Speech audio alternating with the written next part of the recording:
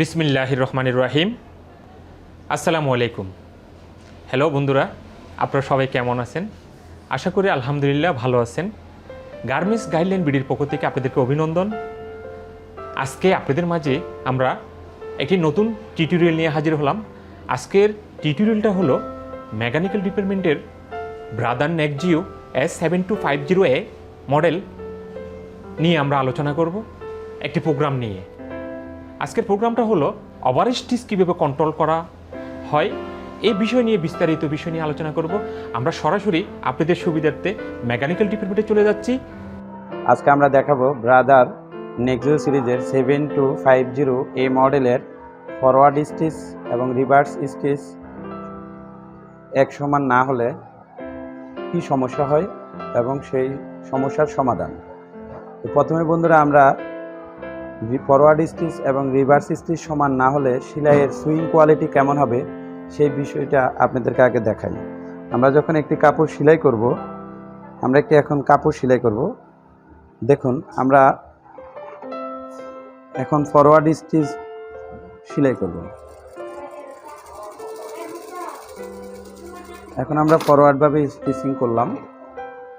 এর পাশে আমরা ব্যাক স্টিচ লিভারটি ফ্রেশ করে রিভার্স স্টিচ সেলাই করব, সুইং করব। দেখুন বন্ধুরা, আমাদের ফরওয়ার্ড স্টিচ যেটা, সেটার স্টিচ লেন্থ অনেক পাতলা, অনেক লম্বা বড়, এবং ব্যাক স্টিচ লেন্থগুলো অনেক ঘন। সেজন্য আমাদের দুটা সেলাইয়ের কোয়ালিটি আলাদা।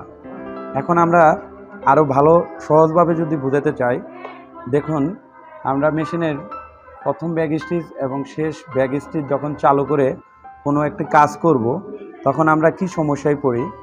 দেখুন, আমরা এখন ব্যাক স্টিচ দিলাম প্রথমে এবং শেষে ব্যাক স্টিচ দিয়ে সুইং শেষ করলাম।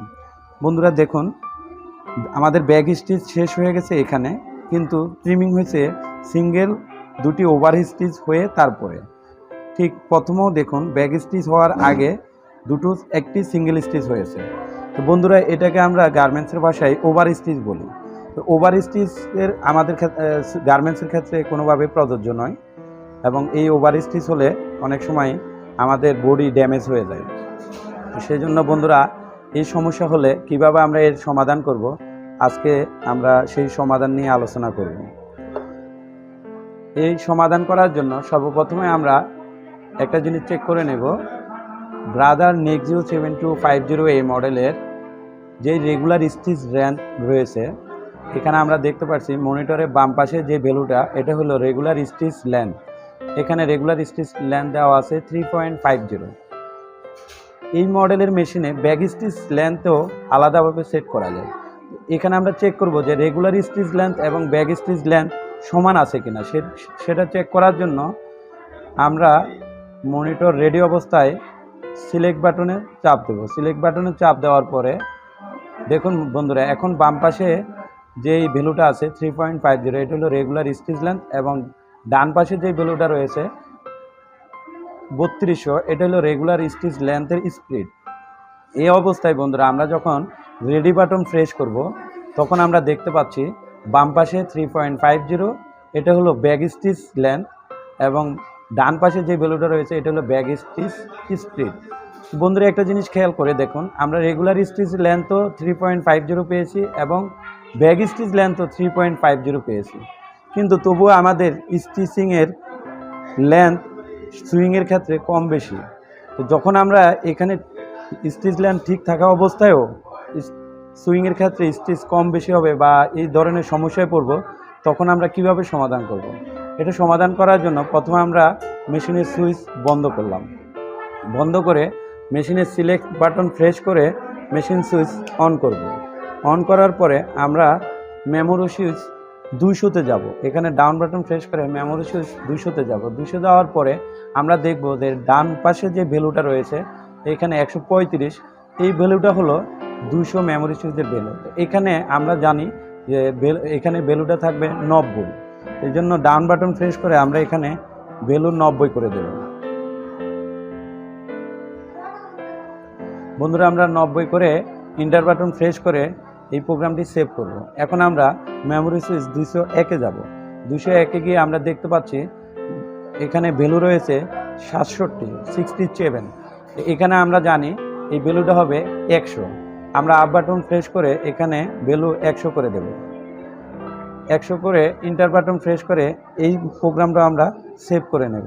সেভ করার পর আমরা এখন মেশিনের সুইচ অফ করে পুনরায় অন করব।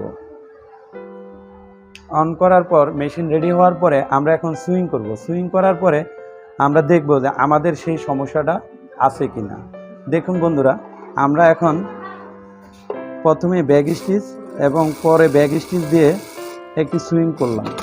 সুইং করার পরে আমরা দেখতে পাচ্ছি যে এখানে আমাদের ব্যাক স্টিচ যেখানে শেষ হয়েছে সেখানে সুইং শেষ হয়ে গেছে। আগে যেরকম ওভার স্টিচ হয়ে তারপরে সুইং শেষ হয়েছে, এখন কিন্তু সেই সমস্যাটা নেই। এবং প্রথমেও দেখুন যেখানে ব্যাক স্টিচ সেখান থেকে সুইং শুরু হয়েছে। আগে কিন্তু এখানে ব্যাক স্টিচ হওয়ার আগে দুটি সিঙ্গেল স্টিচ ছিল, ওভার স্টিচ ছিল। তো বন্ধুরা, আশা করি আমাদের ভিডিওটি আপনারা ভালোভাবে বুঝতে পেরেছেন। আমরা আপনাদের জন্য বন্ধুরা পরবর্তী মেশিনের প্রোগ্রাম নিয়ে, বিভিন্ন ফাংশন নিয়ে, টেকনিক্যাল বিষয়গুলি নিয়ে আপনাদের মাঝে পর্যায়ক্রমে আসতে থাকবো ইনশাল্লাহ। গার্মেন্টস সম্পর্কিত যাবতীয় প্রয়োজনীয় বিষয় জানতে আমাদের চ্যানেলটি সাবস্ক্রাইব করুন। আর নিত্য নতুন আপডেট পেতে নিচের বেল বাটনটি ক্লিক করে আমাদের সাথেই থাকুন। গার্মেন্টস গাইডলাইন বিডির পক্ষ থেকে আপনাদেরকে আবারও অভিনন্দন। ভালো থাকবেন, সুস্থ থাকবেন। আল্লাহ হাফেজ।